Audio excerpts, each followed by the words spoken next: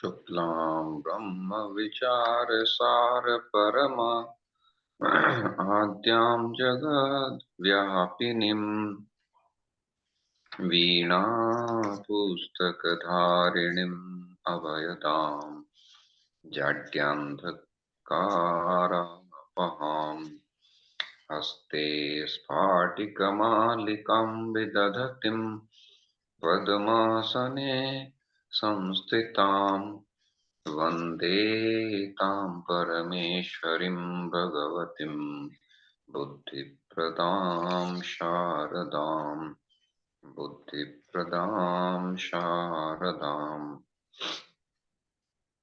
पठामि संस्कृतं नित्यं वदामि संस्कृतं सदा ध्यायामि संस्कृतं सम्यक् वन्दे संस्कृतमातरम्.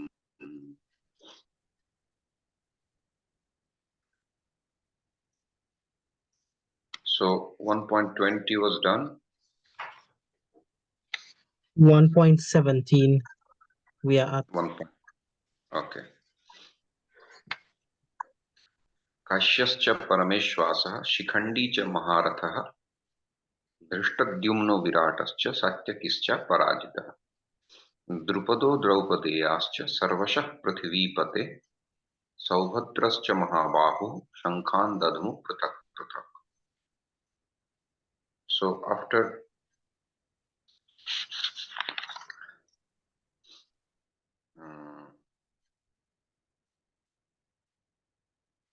they explained, Sanjay explained how the Pandavas, all the Panchapandavas, blew their respective conch shells in sloka number 15 and 16.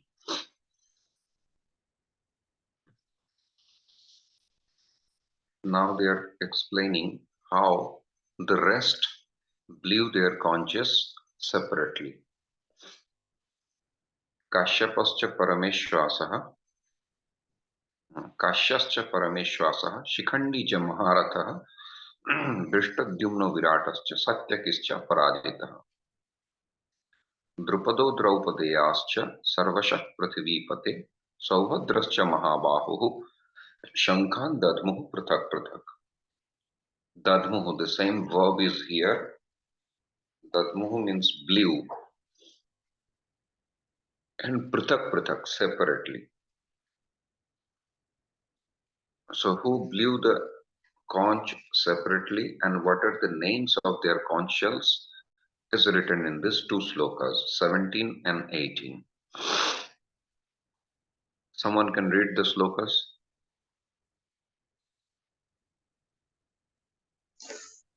Kashyascha Parameshu Asaha Sikandi cha Maharataha Dristadhyumno Viratascha Satyakis Chaparajitaha Drupado Drupadeyascha Sarvasha Prithivipati Saubhadrascha Mahabahu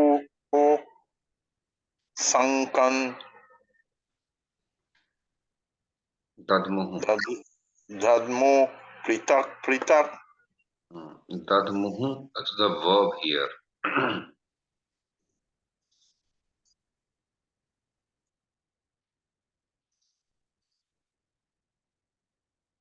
So the main sentence you see in sloka number 18, we have to take both together, then you can make a sentence. 17 and 18. In sloka number 18, the first line, you see Sarvashah Prithivipate. Sarvashah means everybody. Prithivipate is the address. The address, Hey Prithivipate.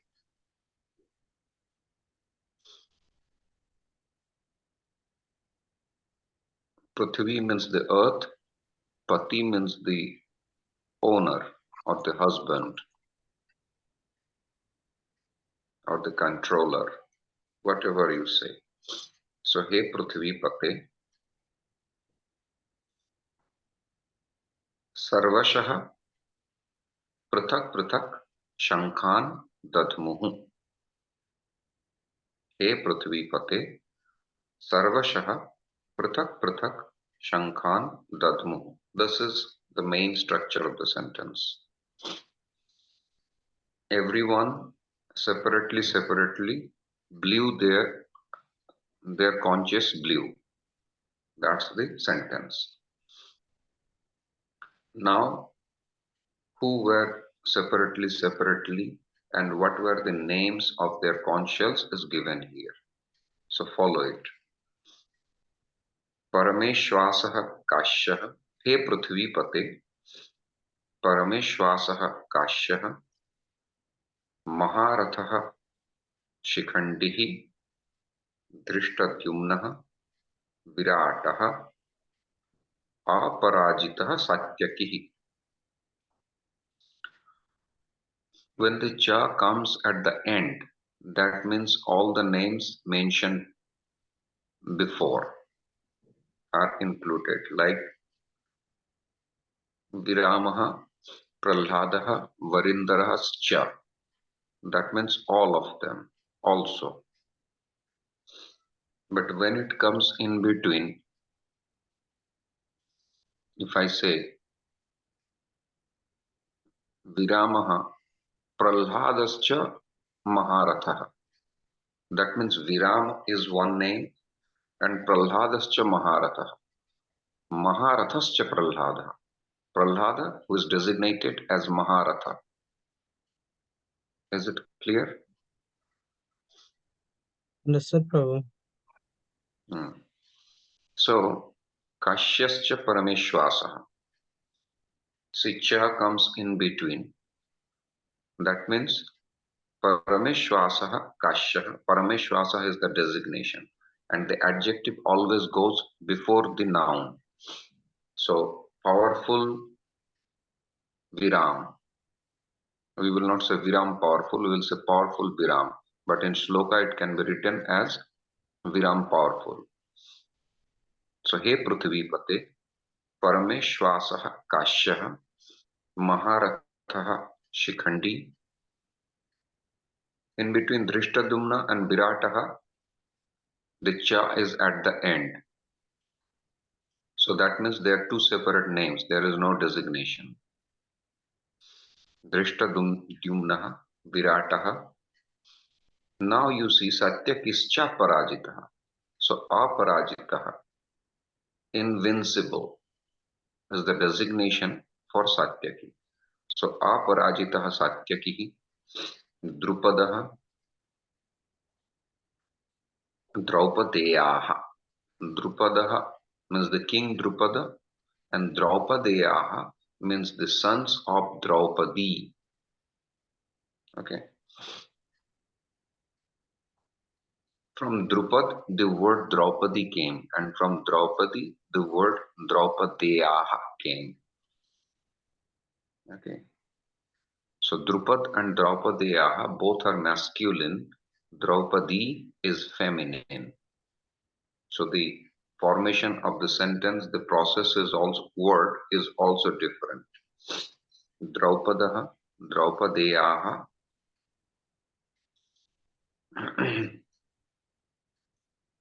Mahabahuhu, Saubhadraha, Cha.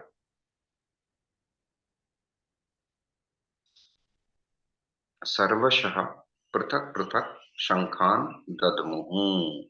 Again, He Prithvipate, Parameshwasaha Kashyaha, Maharathaha Shikhandi, Drishtadhyumnaha, Virataha, Aparajitaha cha Satyaki, Drupadaha, Draupadeyaha, Saubhadraha, Mahabahu, Saubhadraha,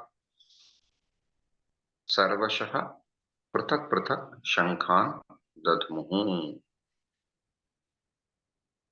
Go ahead with the Anvaya.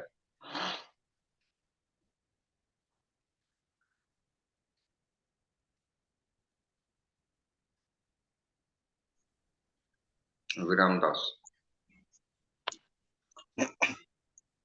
Prithvipati Sarvashaha Pritak Pritak दद्मु शङ्खान् दद्मु। शङ्खं दद्मु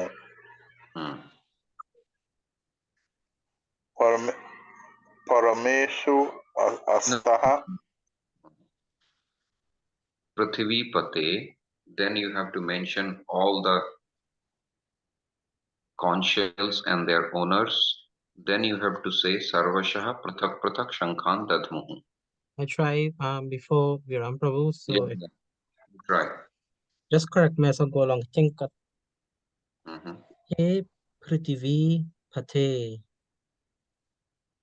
Parameshu Hasha Kashya Kashyaha Cha Shikandi Cha Drishtadyumna Virataha Cha Satyaki Shapiraja Satyaki Drupadho Drupadeyas Cha Drupadheya Subhadras Cha Mahabhau Cha Subhadras Sankhan Dhadmau Kritak Kritak.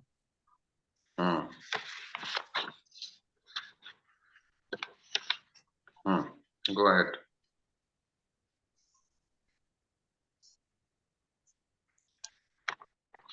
But Viram Prabhu.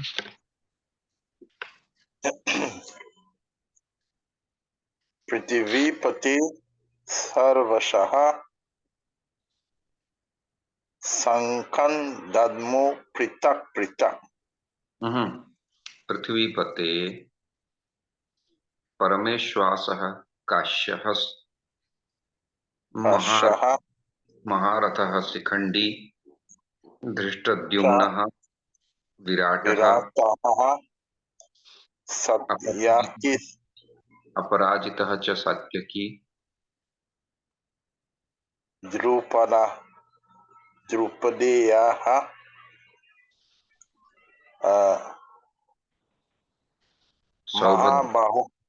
महाबाहु च सौभद्रः महाबाहु सौभद्रश्च. What is the next part again, Prabhu? सर्वशः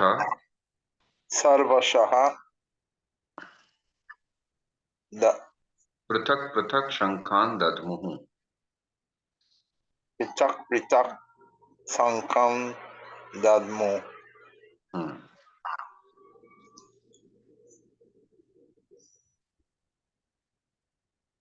हे पृथ्वीपते परमेश्वासः काश्यः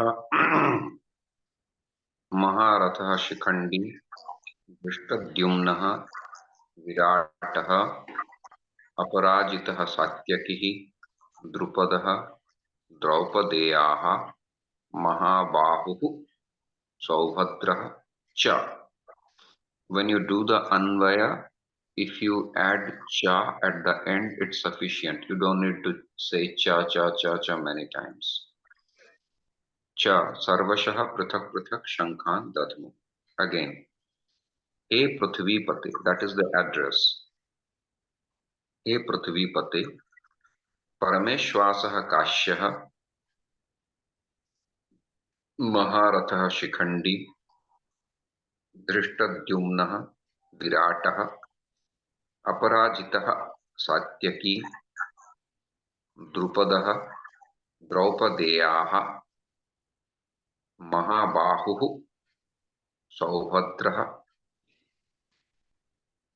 Cha, Sarvashah, Prathak Prathak, Shankhan, Dadmuhu. Again, He Prithvipate, परमेश्वासः काश्यः महारथः Shikhandi धृष्टद्युम्नः विराटः अपराजितः सात्यकिः द्रुपदः द्रौपदेयाः सौभद्रः महाबाहुः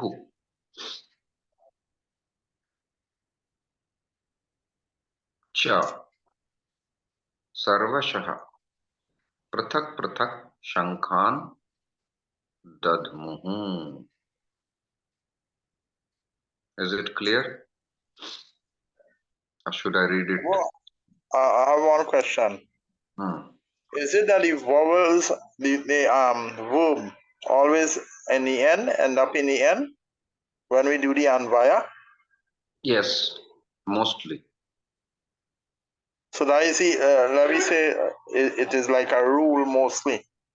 Yes. That the, Yeah, it's the style of Sanskrit that Ram school goes. This is the structure of Sanskrit. Ramah Vidyalayam Gacchati. Ramah go school go. Subject, object, verb. That is the style of Sanskrit. Okay, so Dadmuhu will come at the end. Everything you explain that is more scientific, like Viram and Prahlad situated in their own country in the morning 7 a.m. Bhagavad Gita read.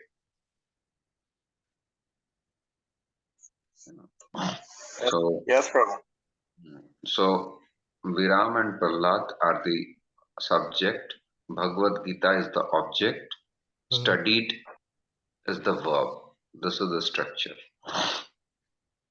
Prabhu, next question. I hope you don't mind asking these questions. So you mentioned that cha is not necessary to use cha always. You could use cha in the end and it will be okay. Yeah. And also, next question. Once we do the anvaya, the visarga is this s, and all these words have been changed the visarga into aha. Right. Because I explained to you that Prahladaha Viramaha Cha. Now listen to my examples very carefully. Prahladaha Viramaha Cha. When it will come in the sloka, it will become Prahlado Viramascha. So the Visarga is eliminated, got transformed. Prahlado Viramascha. So Prahladaha becomes Prahlado, Viramaha Cha become Viramascha. So there are two separate sandhis. Prahladaha become Prahlado, Viramaha Cha become Viramascha. So when you will split, this splitting means? The splitting means you have to get back to the original form of the word. And this anvay is done for the convenience of the readers. So if you still keep sandhis, then it is not clear to the students, or if you do anvay without bringing the original form, means that you yourself also did not understand the original form. So the main purpose of bringing these words into original form is to understand very easily what it was actually. Prahlado was Prahladaha. Viramascha was Viramaha cha. Right? Yes, Prabhu, just like Dristadumno Viratascha. One thing is clear. Now, second thing, what I'm trying to explain, you did not understand yet. Cha is used in 4 different circumstances. Okay, in 4 different circumstances. Out of that, 2 kinds of cha has been used here. Cha has many meaning.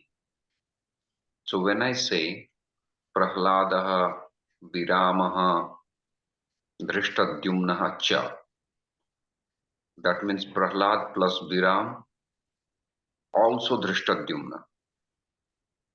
Right? But if I say Prahladascha Maharatha Viramaha Drishtadyumna Cha. So how many chas I used? 2. 2. But see the style of using. I could have used 1. Why did I use 2? Because one you want to say and the other one you use to say also. No, 1 I'm using as a to designate someone. The first cha is to designate Prahlada. Prahladascha Maharatha. That means Prahlad, Maharatha Prahlad. So one is adjective, one is noun. The And when same I'm cha is being used. The same cha is being used as an objective and at the same time as a noun. not cha, what I'm saying, listen to the sentence. Prahladascha Maharatha Viramaha Drishtadyumna cha. So 2 cha are there. So Prahladascha Maharatha, when I'm saying, that means this cha is only associated with Prahlad.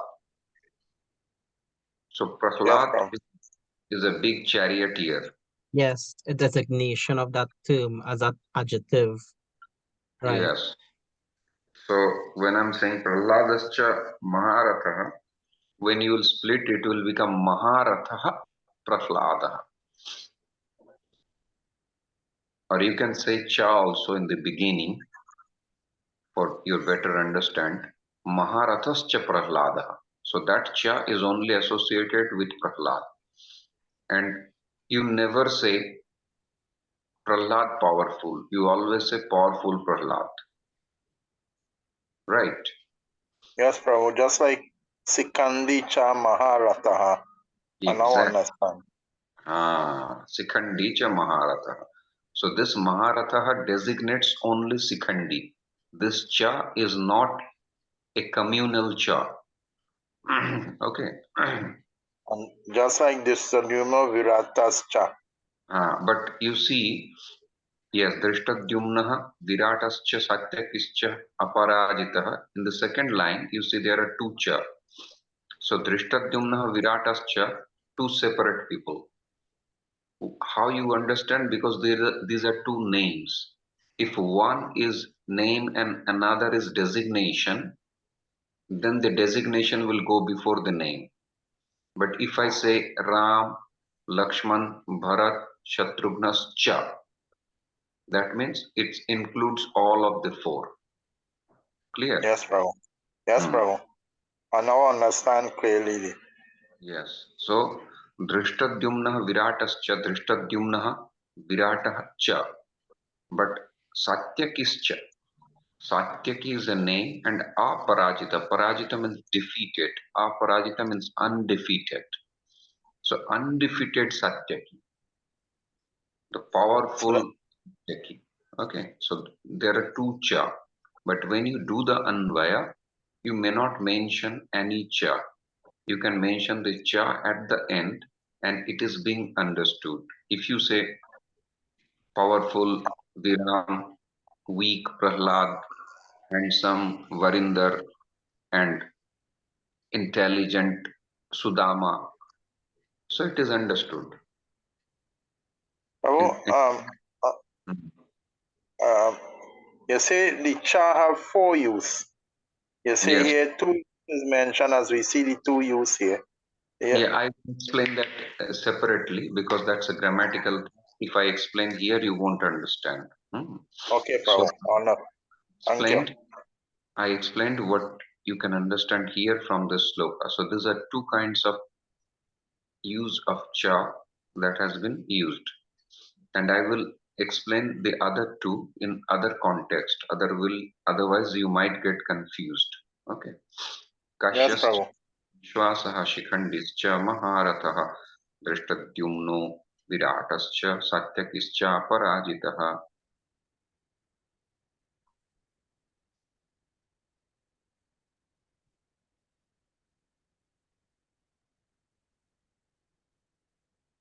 So see, Shikhandi and Cha did not has any sandhi here. but Kashyascha Parameshwasa. Okay, Shikhandi cha Maharatha. Maharatha is the designation of Shikhandi. And Satyak is cha Parajitaha. Aparajita is the designation of Satyaki, but there is a Sandhi. This cha has been conjoined. You understood? Yes, Prabhu. Yes. Why is so? Because Shikhandi and cha cannot be combined. There are no sutras applicable there. But Shikhandi ends with E, long E. But Satyaki ends with short E. So with short E, this cha can be merged. I mean, there is a visarga after E, but if Prabhu, it there is comes... a general rule. There is a general rule where you're talking. How Sikandi with the long. Yes, it's a general. General grammatical rule. Okay. So what's happening here, that when you are studying this sloka and you are understanding that this is a general rule, this becomes like this. Now it is easy to understand the grammar. But suppose I'm teaching the grammar and it comes, it will be written in the grammatical language. After long E, the visarga will not get converted into cha.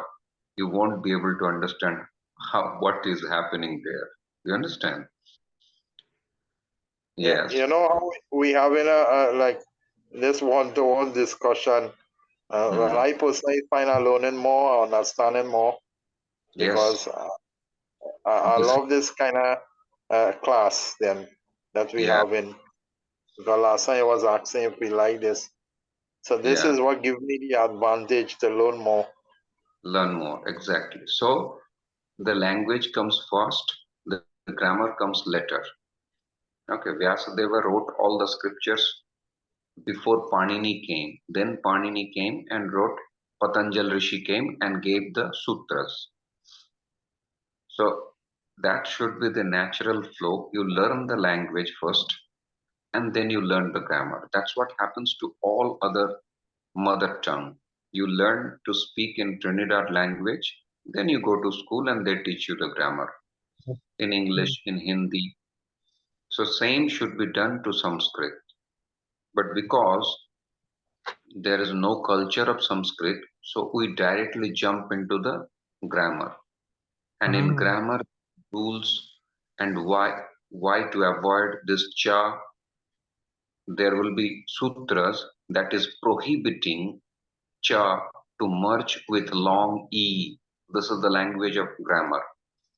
Whereas cha can be combined with short e.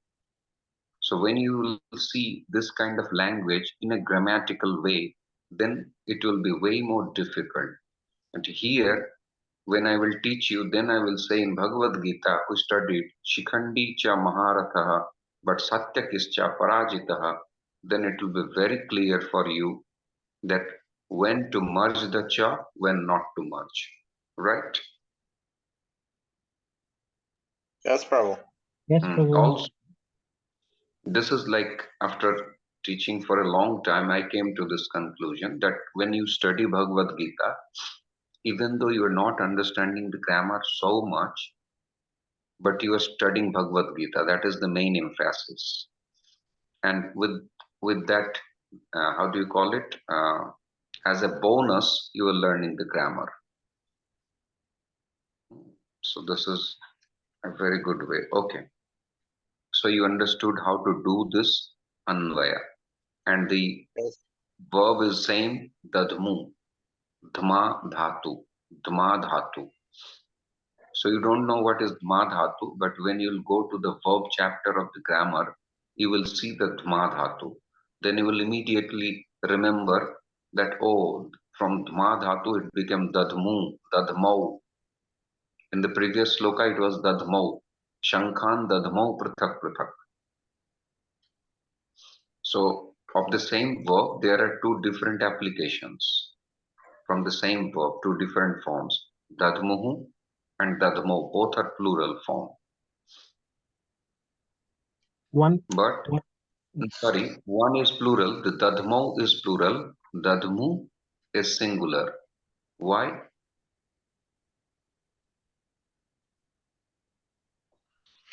Just a minute. What was the sloka? Shankhan dadmo prathak prathak. It's just the previous sloka, I guess. Yeah. 15, Prabhu. Hmm. Text 15.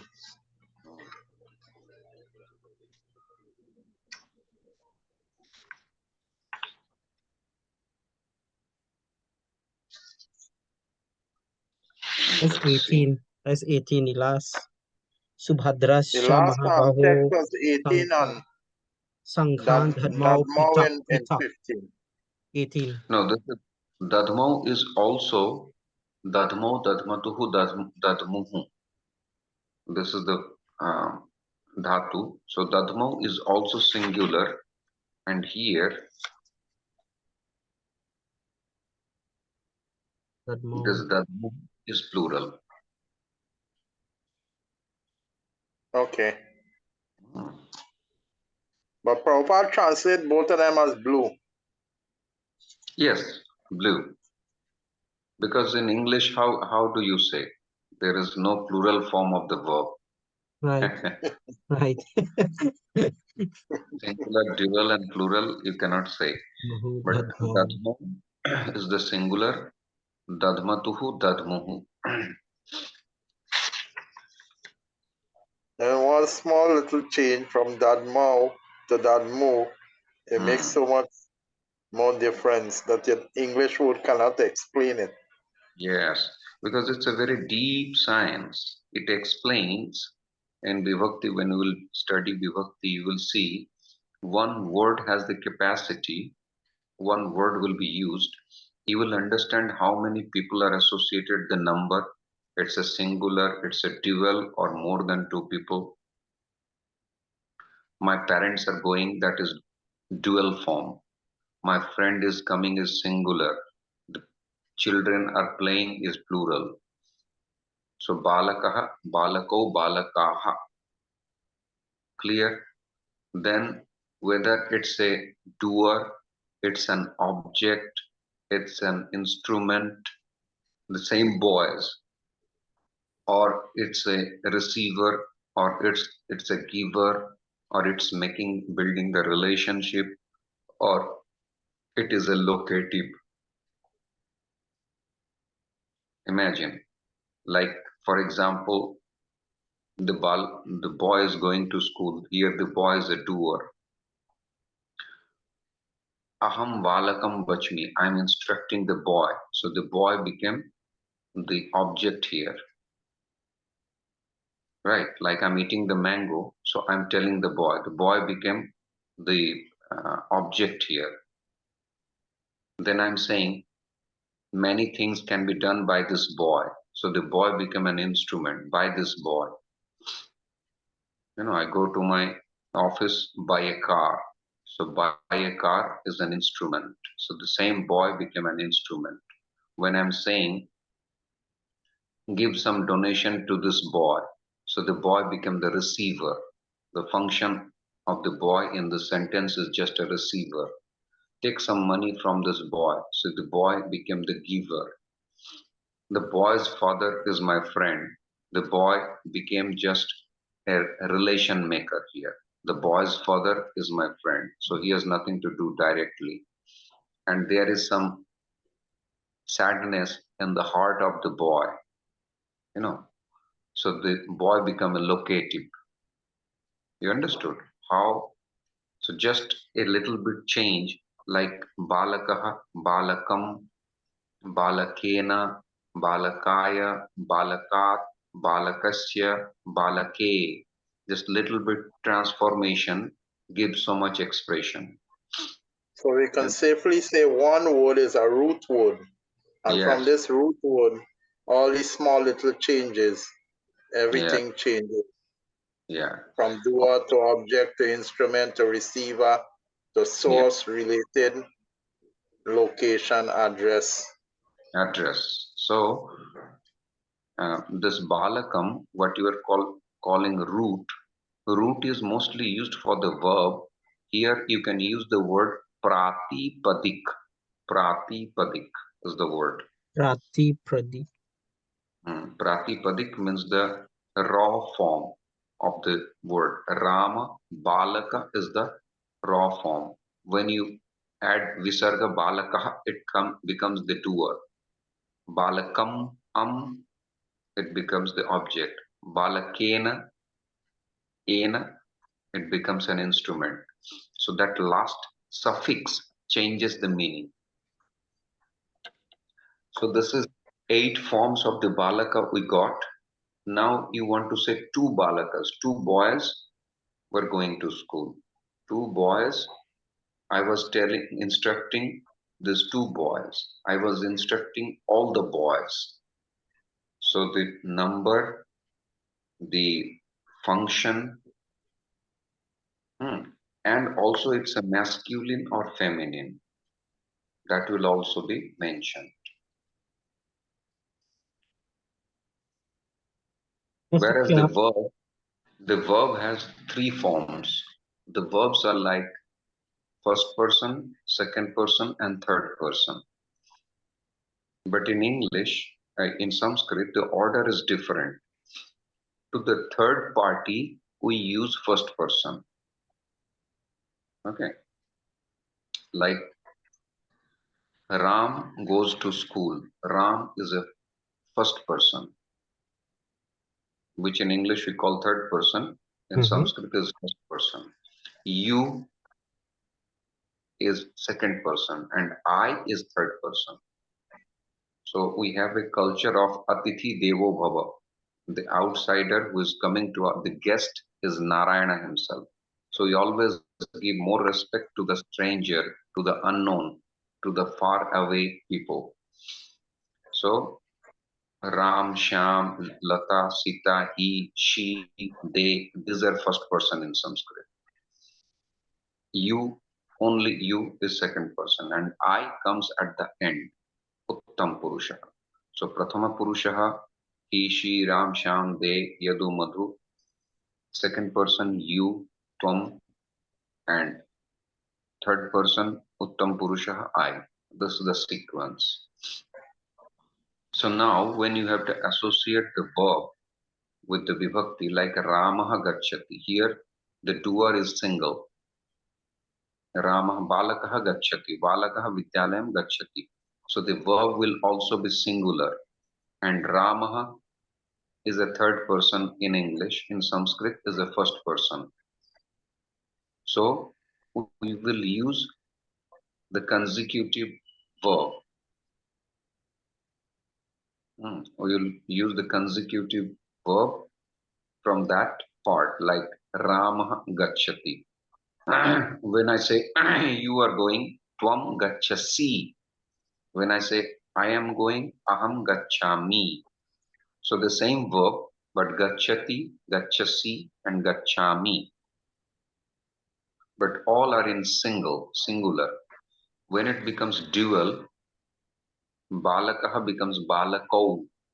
The verb will also be dual. Balakau Gacchataha. Balakaha Gachanti. I will send a picture, then it will be clear for you to understand. Okay. So I will send Vibhakti and Dhaturu, one form. In Sanskrit, there is a particular verb, kind of verb, that is used just for blessings. That verb cannot be used apart from blessings. Like the Guru blessed the disciple, I bless you, the teacher blesses you. It will be used only in blessing form. So this much diversion you won't see in any other language. In past tense, there are 3 kinds of past. In future, there are 2 kinds of future. The present can again be divided into 2 parts. Then there are certain verbs which are just for vidhi. Vidhi means common discipline. So we'll learn that gradually. Anyway, let's do this.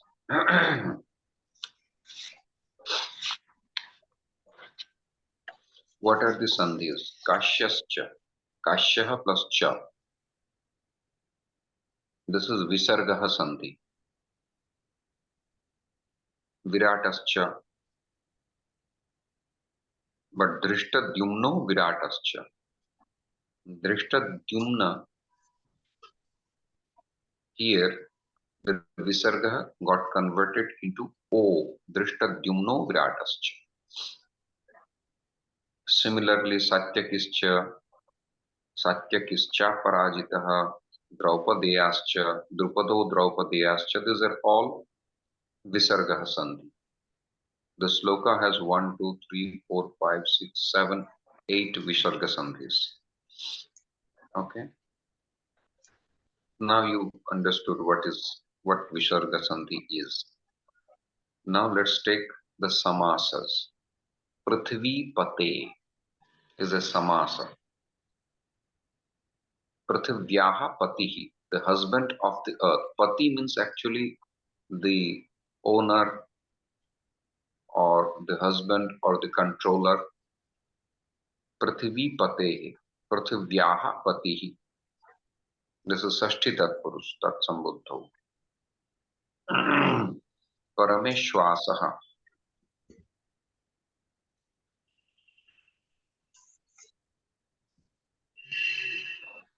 Paramaha Ishwasaha Yashasaha. Someone who has a huge bow. This is the designation. This is also a kind of samas. Parameshwasaha. Paramaha Ishwasaha Yashasaha. Someone, the one who has a huge bow. This is a designation. Parameshwasaha. So when I say Parameshwasaha means someone who is a very big archer. This is a Bahubri samas.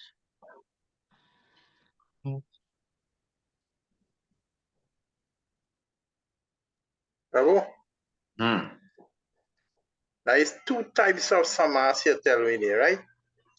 No, there are how much samas there is? There are 4 kinds of samas. 4 kinds. Tatpurush, Dvanda, Bahuvrihi, and Karmadhara. And there are some gradations in between. I will explain samas one day, but samas has to be understood through example. Otherwise, it's very complicated. If I teach you the rule, it is actually very much complicated, and especially when you don't speak any Indian language. So you just write, when I say Bahubrihi, you write Bahubrihi. At least you are getting used to with the names.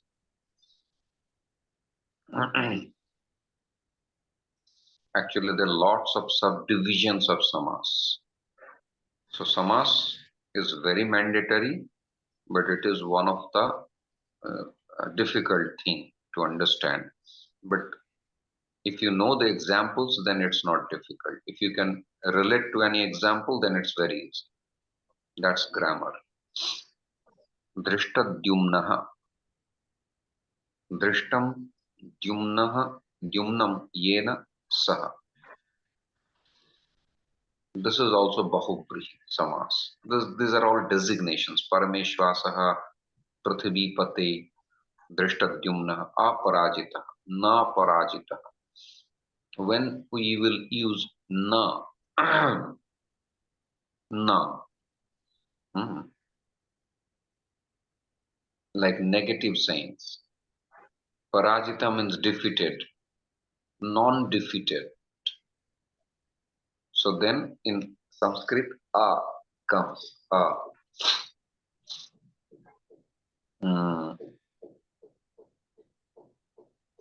When you say aparajitaha, the actual source was na parajita. That's why it's called nai tatpurush. Nai means negative. When na has been used in that kind of tatpurush, it will be called nai tatpurush. So avivahita, not married, unmarried. In English, un, we say. And there is a na, un, na is there. And a is also there. An, a, and na. So this is aparajita. Shikshitaha, educated. Na, educated. Ashikshitaha. See, it's exactly this kind of samas happened in English also. Educated as the word, sikshitaha. In Sanskrit we say ashikshitaha, uneducated.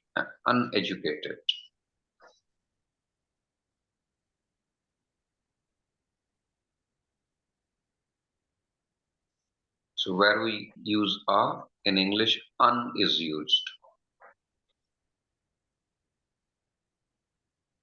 Then mahabahu, mahanto bahu yashasaha, who has very strong arms. This is also a designation, and this is bahubrihi. Bahubrihi means, like, it's easy way to understand, pitambar. Pitam ambaram yashasaha, whose clothes are yellow, is called pitambar. But here, there is nothing to do with yellow or clothes. Does anyone having yellow clothes will be called pitambar? No.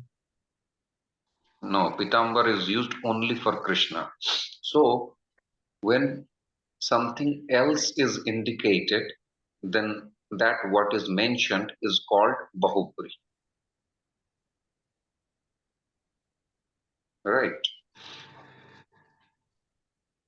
So when I say pitambara, easy way to remember pitambara, pitam ambaram yashasaha, the one who has yellow clothes. This is the meaning of pitambara.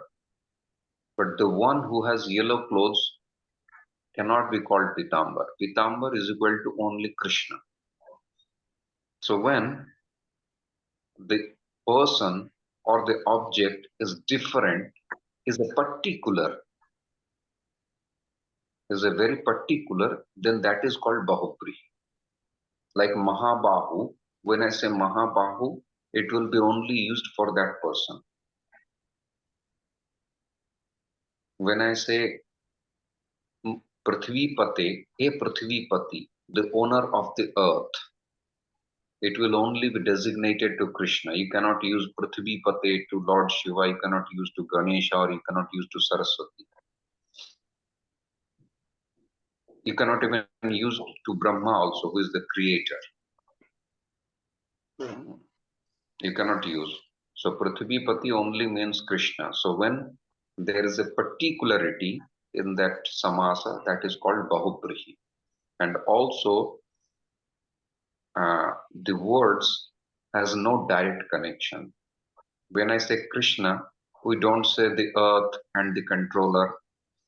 There are this mood is inside, but there is no direct relation with Prithvipati and Krishna, Pitambar and Krishna. I can use this word Pitambar in any context. When he is not wearing a yellow cloth, still I can use Pitambar, because Pitambar is equal to Krishna. You understand? Krishna is putting on white clothes, but I can say that Pitambar today came with white clothes. So by the word Pitambar, Krishna is understood. So what does that mean? That the yellow clothes are not important here. Pitambar has become the designation here. Pitambar is equal to Krishna. This kind of samasas are called Bahubri samas. Now let's see what are the tadditas used here. Kashya. Kashi is Varanasi. So the king of Kashi is called Kashya, like the son of Kunti is called Kaunteya. This is Taddit. Taddit shows the relation. Kashi plus Nyai, there is a Nyai Pratyay suffix called Nyai. So Kashi plus Nyai becomes Kashya, the king of Kashi. Satyaka plus Iya becomes Satyakihi. Shikhandi plus Ini becomes Shikhandi. So Satyakihi is the son of Satyaka. There was a rishi called Satyaka. And the son of Satyaka is called Satyaki, like the son of Kunti called Kaunteya. Shikhandi. Shikhanda Ini. Shikhanda means the, turban. How do you call it? The bun on your head. So this sage has a bun on his head. So that's why he is designated as Shikhandi. Okay. Like Krishna is called Pitambar, but someone having a bun bigger than him also will not be called Shikhandi. When we say Shikhandi, but if we want to say that there is a sage, like suppose Vasishtha has a Shikhandi, then you have to say in that way, Vasishtha who is having a Shikhandi. When you use the same word with another name, then that only indicates an object. Shikhandi only indicates the bun of Vasishtha. But if you use the name Shikhandi alone, then it indicates to that particular person. Is it clear? Yes, Prabhu. Yes, Prabhu. Yeah. So it's not that you cannot use Pitambar. I can say today Viram is looking very good in his Pitambar. So when I say that, then I am indicating directly to that yellow clothes, Pitambar. That only means yellow cloth. But if the Pitambar word is used independently, it only means Krishna. Aham Pitambaram Vande. I bow down to Pitambar means that Krishna. Aham Prithvi Pate Vande. Aham Right. Prithvi. Right. But if I say, if I want to use the Prithvipati word for Brahma, suppose the creator Brahma, then I have to use it along with the name Prithvipati Brahma. I have to use. Then I am taking that name, connecting that designation to somebody. Otherwise, if I use Prithvipati directly, actually Prithvipati technically cannot be associated with Brahma. Brahma Srishtikarta. Brahma is called Srishtikarta. Vidhata. This word Vidhata. Vidhi means the rules. So the implementer of the rules. Whosoever takes birth, he has to die, he will grow, he will become young, then he will become old. Who did this? This is under the creation of Brahma. That's why the one who imposes the rules is called Vidhata. So when I say Vidhata, you will find in slokas in Bhagavatam Vidhata, Vidhatri. This is only indicating to Brahma. Understand? Yes, Prabhu. Yeah. So it's good that you are understanding the words with its mood. That is more important than to understand a word through grammatical approach. And especially for non-Hindi speaking people, it will be difficult. So let's do this Bhagavad Gita and Bhagavatam with little bit force, and then things will be very easy later on. Okay, so we'll conclude the class. Thank you very much. Hare Krishna. Thank you Hare very much, Krishna. Prabhu, Prabhu. I appreciate this class very much. I really Because it is understood that the application here and when we was applying the Anvayas, good questions that Viram Prabhu asked. I was seeing that when we apply Maharataha Shikhanda, that also Aparajitaha Satyaki. So the application comes in, where the chap comes in at the end, and where it comes out for the Anvaya was, something that I didn't realize until now. See, suppose I am giving three of you example, Viram, Varinder, and Prahlad. So I am saying Prahlad, Viram who is studious. I am saying Prahlad, comma, studious Viram who is studious, comma, Varinder also. So when I'm saying Prahlad, Viram, who is studious, and Varinder also, this also is applicable for three of the person. But when I'm saying Viram, when I'm saying Prahlad, Viramascha Panditaha, if I'm saying. So Prahlad, comma, Viramascha Panditaha, comma, Varindarahascha. So I'm using two cha. So the last cha is applicable to all those three people. But when I'm saying Viramascha Panditaha, that means Panditaha cha Viramaha. Viram, who is Pandit. So this is between Viram and Pandit. This cha is applicable between these two words, Viram and Pandit. So Pandit is the designation and Viram is the person. So this is an individual case. But when I am saying Prahlad, Viramascha Panditaha, Varindaraha, cha, this cha is applicable to all these three people. Out of that, one person has designation. Viram. So Viram, Prahlad and Varinder. Viram, Prahlad the youngest and Varinder also. So Viram is independent, Prahlad the youngest, Prahladascha Yuvakaha. This Yuvakaha, youngest, is applicable, is related to Prahlad. It's not related to Viram or Varinder. The youngest is related to Prahlad.